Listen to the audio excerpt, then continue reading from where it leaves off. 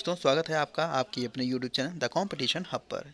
जी हाँ दोस्तों, हम बात कर रहे हैं यूपी टेट 2022 के एग्ज़ाम को लेकर के। आप सभी लोगों को पता है कि यूपी टेट में जो ईवीएस के क्वेश्चन पूछे जाते हैं वो 30 नंबर के क्वेश्चंस होते हैं, वो काफ़ी इंपॉर्टेंट होते हैं और उसी से बच्चों की जो है मेरिट काफ़ी ज़्यादा बनती है। दोस्तों, तो मैं आपको बता दूं कि जो ईवीएस के क्वेश्चन हैं मैं आपके लिए काफ़ी इंपॉर्टेंट लेकर आया हूं, जो आपके लिए काफ़ी एग्ज़ाम में हेल्पफुल है। तो चलिए देखते हैं किस टाइप की क्वेश्चंस हैं। बट उससे पहले अगर हमारे चैनल पहली बार विजिट कर रहे हैं तो हमारे चैनल को सब्सक्राइब जरूर कर लें और साथ ही साथ बेल आइकन को दबा दें ताकि हमारे वीडियोस की नोटिफिकेशन आपको सबसे पहले मिल सके। तो चलिए दोस्तों, पर्यावरण के जो इंपॉर्टेंट क्वेश्चन हैं क्वेश्चन की तरफ चलते हैं। तो दोस्तों यहाँ पे देखिए पहले क्वेश्चन से स्टार्ट हो गया है। जैसे यहाँ पे बोल रहे हैं पर्यावरण की प्रमुखता कितने घटक होते हैं। ठीक है, पर्यावरण की प्रमुखता के कितने घटक होते हैं। तो दोस्तों मैं बता दूं पर्यावरण की प्रमुखता की जो है वो 3 घटक होते हैं। पहला भौतिक, दूसरा अजैविक और तीसरा जैविक संगठक तथा ऊर्जा संगठक होते हैं। ठीक है, अगला क्वेश्चन देखिए, आदि मानव की भौतिक पर्यावरण की कार्यात्मकता की भूमिका किसी प्रकार की थी। तो दोस्तों वो पाता तथा दाता थी, यानी रिसीवर एंड कंट्रीब्यूटर थी। ठीक है, अगला क्वेश्चन देखिए, कह रहा कौन सा मानव पर्यावरण का विध्वंस माना जाता है। मानव पर्यावरण का जो है विध्वंसक माना जाता है उसको प्रौद्योगिकी मानव कहते हैं। दोस्तों प्रौद्योगिकी मानव कहते हैं। ठीक है, प्रौद्योगिकी मानव कहते हैं उसको, प्रौद्योगिकी मानव कहते हैं। ठीक है, उसका आंसर प्रौद्योगिकी मानव कहते हैं। अगला क्वेश्चन देखिए, कौन सी कौन सी विधा ने मानव को सामूहिक जीवन प्रदान किया। तो मानव को सामूहिक जीवन प्रदान जो है दोस्तों वो पशुपालन है। आगे देखिए, खेती की सर्वाधिक पुरातन प्रणाली होती है। खेती की यहाँ बात की देखिए, पुरातन, पुरातन जो शब्द है दोस्तों इसका मतलब होता है पुरानी। ठीक है, पुरानी जो प्रणाली है उसके बारे में कहते हैं दोस्तों वो है झूम कृषि। कौन सी है, वो है झूम कृषि। ठीक है, नेक्स्ट क्वेश्चन चलते हैं। अगला देखिए दोस्तों, विश्व तथा भारत में आज भी झूम या स्थानांतरण कृषि का प्रचलित है। यहाँ पे बात की जा रही है कि विश्व तथा भारत में आज भी झूम या स्थानांतरण कृषि कहाँ पर प्रचलित है। दोस्तों स्थानांतरण की बात की जाए, स्थानांतरण, ठीक है, स्थानांतरण की बात की जाए तो स्थानांतरण मतलब होता है एक जगह से दूसरी जगह पर जाना। ठीक है, यानी यह है दक्षिणियों, यहाँ देखिए यह दक्षिणियों दक्षिणी पूर्वी एशिया पूर्वोत्तर भारत में जो है आज भी झूम स्थानांतरण की कृषि प्रचलित है। आगे देखिए, मानव भूगोल के जन्मदाता की संज्ञा किसे प्रदान की गई है। तो दोस्तों मानव जो है भूगोल के जन्मदाता हैं वो फ्रेडरिक रेट जल हैं, फ्रेडरिक रेट जल हैं। ठीक है, चलिए आगे देखते हैं। मनुष्य के लिए सर्वाधिक कार्य क्षमता, तापमान तथा आर्द्रता कितनी होती है। तो दोस्तों मनुष्य के लिए जो कार्य क्षमता की बात की जा रही है, सर्वाधिक कार्य क्षमता जो होती है वो 25 डिग्री सेल्सियस तथा तापमान जो होता है वो 60 डिग्री सेल्सियस होना चाहिए। ठीक है, आगे कह रहा है औद्योगिक क्रांति सर्वप्रथम कहाँ प्रारंभ हुई। तो दोस्तों औद्योगिक क्रांति सर्वप्रथम इंग्लैंड में हुई थी। ठीक है, इंग्लैंड में सबसे प्रथम हुई थी। आगे देखिए, कह रहा पर्यावरणीय समस्याओं का प्रादुर्भाव कब से प्रारंभ हुआ है। तो पर्यावरणीय समस्या जो है उसका प्रादुर्भाव कब से प्रारंभ हुआ, तो वो औद्योगिक क्रांतियों आर्थिक निश्चयवाद से, औद्योगिक क्रांति और निश्चय यहाँ पे वाद से प्रारंभ हुआ था। ठीक है, चलिए आगे चलते हैं। कह रहा अपक्षय कैसी प्रक्रिया। दोस्तों यहाँ अपक्षय की बात की जाए, अपक्षय, ठीक है, अपक्षय कैसी प्रक्रिया है। ठीक है, कैसी प्रक्रिया, ये भूमिकीय प्रक्रिया, कैसी है, भूमिकीय। ठीक है, ये भूमिकीय प्रक्रिया है दोस्तों, तो ये भूमिकीय प्रक्रिया है। ठीक है, आगे कह रहा है अंतर्राष्ट्रीय हाइड्रोलॉजिकल दशक माना गया है। जो अंतर्राष्ट्रीय है उसमें हाइड्रोलॉजिकल जो दशक माना गया है दोस्तों वो 1965 से 1974, यानी 1965 से लेकर के 1974 तक था। चलिए आगे देखते हैं।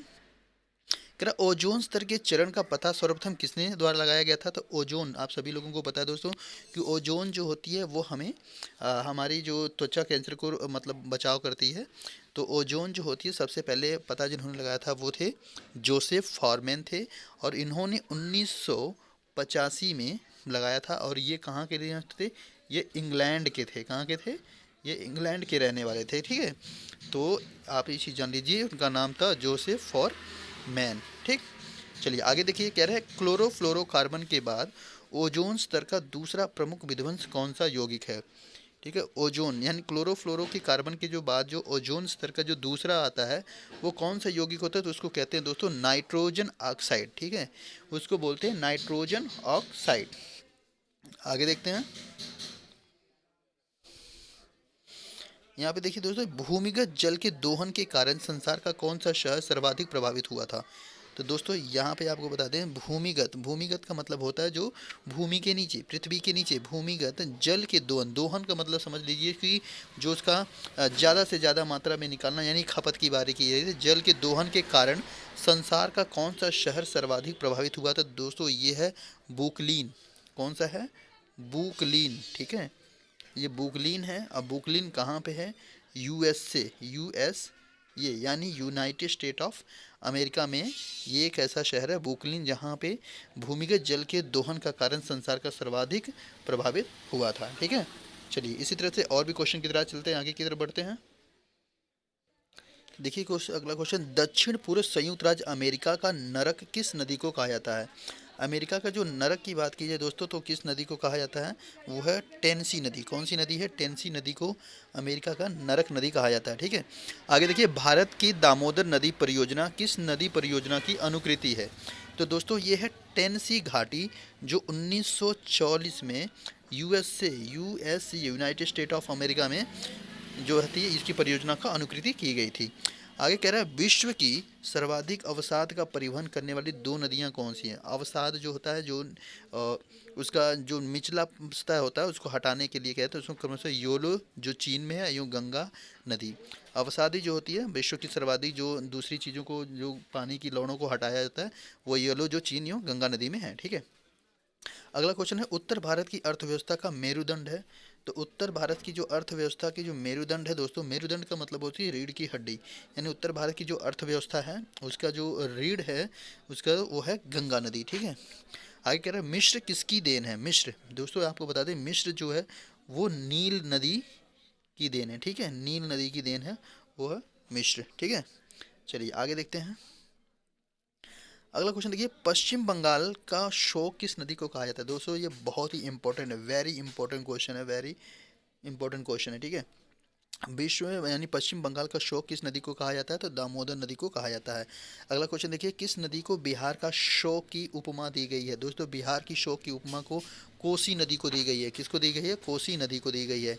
नेक्स्ट क्वेश्चन देखिए, कह रहा भोपाल गैस त्रासदी कब और किसके कारण हुई थी? दोस्तों हर बात ये क्वेश्चन, हर बार क्वेश्चन रिपीटेड में पूछा जाता है, ये तो आपको बता दूं कि इस बार भी आई होप कि रिपीटेड होगा, तो याद रखिएगा, भोपाल गैस त्रासदी कब और किसके कारण हुई थी? तो भोपाल गैस त्रासदी दोस्तों 3 दिसंबर 1984 को, 3 दिसंबर, ठीक है, 1984 को मिथाइल आइसोसाइनेट गैस के रिसाव के कारण हुआ था। जो मिथाइल आइसोसाइनेट जो थी गैस थी, वो 3 दिसंबर 1984 की उस फैक्ट्री में रिसाव हुआ था, और उसकी वजह से वहाँ के आस पड़ोस की जितनी भी झोपड़ियाँ, जितने भी घर थे, वहाँ के जो भी लोग थे, कई सौ लोगों की वहाँ पे मृत्यु हो गई थी। ठीक है, चलिए आगे चलते हैं। चेरनोबिल परमाणु दुर्घटना कब और किस देश में हुई थी? दोस्तों चेरनोबिल परमाणु दुर्घटना कब हुई थी?